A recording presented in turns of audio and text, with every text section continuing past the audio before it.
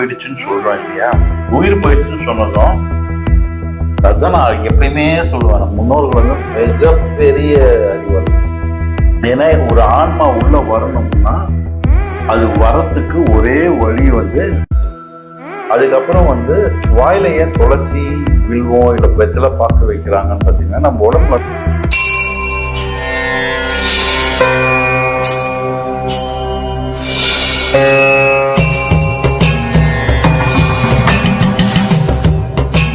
என் குருவுக்கு சமர்ப்பணம். அவர் இல்லாவிடில் தொலைந்திருப்பேன். எல்லாருக்கும் ஆத்மா வணக்கம். அன்பே சிவம், மனமே குரு.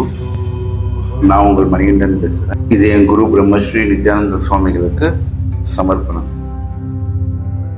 ஆத்மா வணக்கம். என்னோட நேம் கோகுல கிருஷ்ணன். நான் ஊரை பக்கத்துல இருந்து வரேன். இப்போ மனிதன் இறந்துடுறான். இறந்ததுக்கப்புறம் அவனை படுக்க வச்சுட்டு அவன் தலைக்கு பின்னாடி வந்து விளக்கேற்றி வைக்கிறோம். அது இல்லாமல் கண், மூக்கு, வாய், அதே மாதிரி காலை கட்டி ஆசன வாய் துவாரங்களும் மூடணும்ட்டு எல்லா துவாரங்களும் மூடிடுறோம். இது என்ன காரணத்துக்காக அதெல்லாம் மூடுறாங்க? முதல்ல ஒரு உடல்ல இருந்து ஒரு ஆன்மா ஆகப்பட்டது, அந்த உயிர் போயிடுச்சுன்னு சொல்றோம் இல்லையா? உயிர் போயிடுச்சுன்னு சொன்னதும் எந்த பக்கம் பார்த்த மாதிரி படுக்க வைப்பாங்க? தலை எந்த பக்கம் வைப்பாங்க? அவங்க வீட்டு வாசல் இருக்குன்னா வாசல்ல இருந்து தெருவை பார்த்த மாதிரி வைப்பாங்க. மேற்கு வடக்குல தான் தலை வைப்பாங்க. வடக்குல. ஏன் வடக்குல தலை வச்சோம்?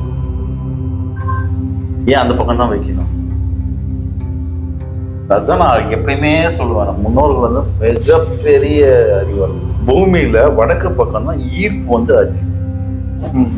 அதனால வடக்குல தலை வச்சு படுக்கக்கூடாது. நார்த்லயும் சவுத்துலயும் தலை வச்சு படுக்கக்கூடாது. சவுத்துல கூட படுத்தா விட்டுருவாங்க, நார்த்ல எப்பயுமே தலை வச்சு விட்டுருவாங்க.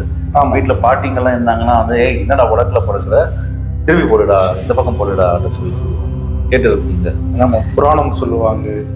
ஸோ வந்து நார்த் பக்கம் வந்து வடக்கு பக்கம் வந்து அந்த ஈர்ப்பு ரொம்ப அதிகம். அதே நீங்க தியானம் பண்ணும்போது வடக்க பார்த்து உட்காந்து பண்ணீங்கன்னா நல்ல முன்னேற்றம் இருக்குங்களா? ஆனால் மேல்நிலை தியானத்துக்கு போயிட்டீங்கன்னா அதெல்லாம் எதுவுமே இல்லைன்னு வச்சுக்கோங்க. 8 திசையும் 6 லோகமும் அந்த கதை தான் நம்மளுக்கு. அது வந்து நம்மளுக்கு அதெல்லாம் எதுவுமே வேலை செய்யாது. பட் ஆரம்ப நிலையில தியானத்தில் இருக்கிறவங்க கண்டிப்பாக வந்து வடக்கு பார்த்து உட்காரும்போது அவங்களுக்கு அந்த தியானத்தில் நல்ல முன்னேற்றம் இருக்கும். நம்ம தலைப்புக்குள்ள வரும். ஸோ ஒரு விடலை விட்டு அந்த ஆன்மா வெளில போயிடுதும் வடக்க பார்த்து படுக்க வைக்கிறது. ஏன்னா மறுபடியும் அந்த ஆன்மா வந்து உள்ள வந்துடக்கூடாது.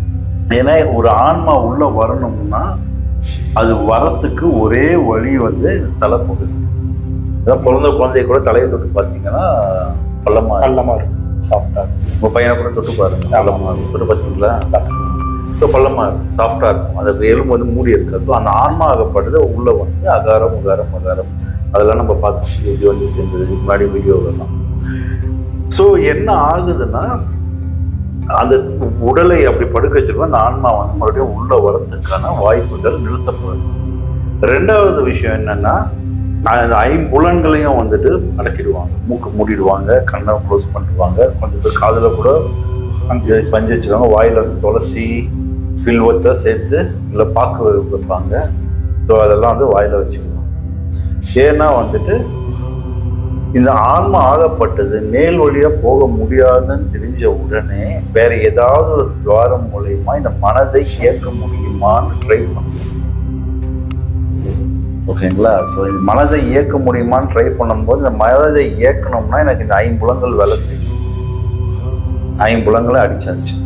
ஆனால் நம்ம இப்போ என்ன சொல்கிறோன்னா, அங்கேருந்து ஜலம் வரும், வேஸ்ட் வாட்டர் வரும் வெளியில், அதனாலன்ட்டு வச்சாச்சு. அதுக்கப்புறம் வந்து வாயில ஏன் துளசி வில்வம் இல்லை வெத்தலை பார்க்க வைக்கிறாங்கன்னு பார்த்தீங்கன்னா, நம்ம உடம்புல வந்து தச வாயு கடைசியில் வர்றது அந்த தனஞ்சயன்ன்ற வாயு. ஸோ அந்த வாயு வெளில வரும்பொழுது அதனுடைய மனம் வந்து ஒரு மாதிரி, அதோடைய வாசனை வந்துட்டு அது வந்து அது பிணம் வாசம். அது அந்த ஸ்மெல் இருக்கும்பொழுது என்ன ஆகும்னா அது உட்கார முடியாது. அதனால இது துளசி இந்த மாதிரி அதெல்லாம், துளசியெல்லாம் ஒரு நல்ல மூலிகை. துளசி, வில்வம், வெத்தலை பாக்கு அதெல்லாம் ரொம்ப நல்ல மூலிகை. ஸோ அதெல்லாம் வைக்கும் பொழுது அந்த ஸ்மெல்லை வந்து அது கட்டுப்படுத்த ட்ரை பண்ணும். 2வது வந்து அந்த ஜெர்ம்ஸ் எல்லாம் வந்துட்டு வரதுனால அந்த ஜெர்ம்ஸ் ஸ்ப்ரெட் ஆகாமல் அவாய்ட் பண்ணுறது. எது? வெத்தலைப்பாக்கு, துளசி, வில்வம், அதுதான். மூணாவது பார்த்தீங்கன்னா நம்ம 2 கட்டை விரலையும் சேர்த்து இப்படி கட்டுவாங்க. இந்த 2 கட்டை விரலை ஏன் இப்படி சேர்த்து கட்டுறாங்க? நீங்களே நார்மலாக நேராக படுத்து ட்ரை பண்ணி பாருங்க. இந்த 2 கட்டை விரலை இப்படி சேர்த்து கட்டும் பொழுது உங்கள் ஆசனவாய் லாக் ஆகும். ஏன் ஆசனவாய் லாக் ஆகணுமோ, இந்த ஆன்மா ஆகப்படுது மேலே வர முடியல, மனதை இயக்க முடியல. அடுத்தது வேற இருக்கிற ஒரே வழி என்னன்னு பார்த்தீங்கன்னா உங்கள் ஆசனவாய். ஏன்னா ஆசனவாயில தான் உடல்ல சூடு ஃபுல்லாக இறக்கிடப்ப கடைசியில் ஆசனவாயிலிருந்து தான் சூடு கம்மியாகும். அங்கே தான் கொஞ்சோண்டு சூடு இருக்கும். ஸோ அந்த உஷ்ணத்தை வச்சு எப்படியாவது உள்ள பூந்துடலான்ற பயிற்சிக்காக அதை ட்ரை பண்ணுவோம். 2வது, நிறைய ஆன்மாக்கள் இறந்த உடலை சுற்றி வரும்.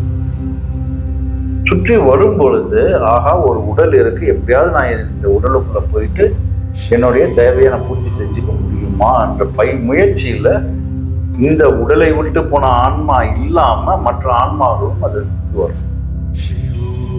சுற்றி வரும் பொழுது அதுக்கு இந்த ஆசன வாயில இருக்க கொஞ்சோண்டு சூழல் உள்ள போக ட்ரை பண்ணும். அதுக்காக தான் அதை ஆசன வாயை மூடி வைக்கிறது. 2 கட்டை விரலை இப்படி சேர்த்து கட்டி வைக்கிறது. ஸோ அது மாதிரி கட்டி வைக்கும்போது என்ன ஆகும்னா அந்த ஆன்மாக்கள் எந்த வழியும் உள்ள போகாம இந்த உடலுக்குள்ள போக முடியாது கடைசியில். பட் அது அந்த ஆன்மாக்கள் முயற்சி செய்துட்டே இருக்கும். இதுக்காக தான் பார்த்தீங்கன்னா ஒரு இறந்த வீட்டில் ஒரு நல்ல வயது பருவ பெண் அந்த வீட்டில் அதாவது ஏஜ் அட்டென்ட் பண்ணுற அந்த பீரியடுக்குலாம் இறந்துறாங்கன்னா அந்த வீட்டில் இருக்கக்கூடாது. அந்த உடலை வைத்திருக்கும் போது அங்கே இருக்கக்கூடாது.